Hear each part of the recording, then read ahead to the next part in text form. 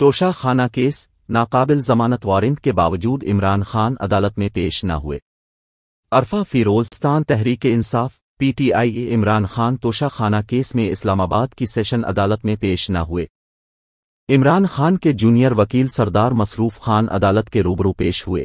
نون league کے رہنما محسن شاہ نواز رانجھا اور الیکشن کمیشن کے وکیل سعد حسن بھی عدالت میں پیش ہوئے۔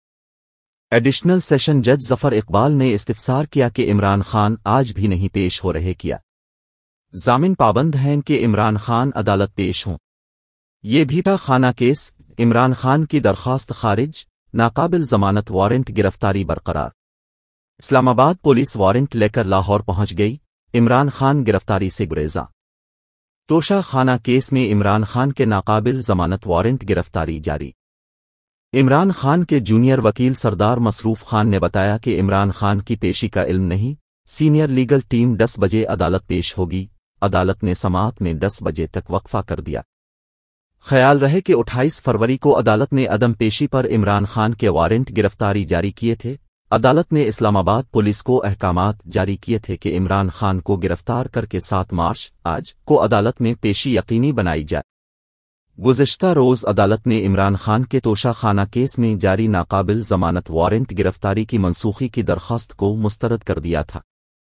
ناقابل ضمانت وارنٹ گرفتاری جاری ہونے کے باوجود اسلام آباد پولیس تاحال عمران خان کو گرفتار کرنے میں ناکام ہے۔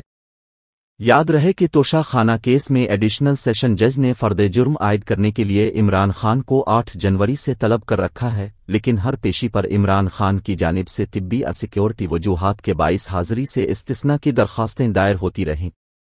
عدالت نے گزشتہ روز وارنٹ منسوخی کی درخواست مسترد کرنے کے تفصیلی فیصلے میں قرار دیا تھا کہ عمران خان جان بوجھ کر سیشن عدالت پیش نہیں ہوئے۔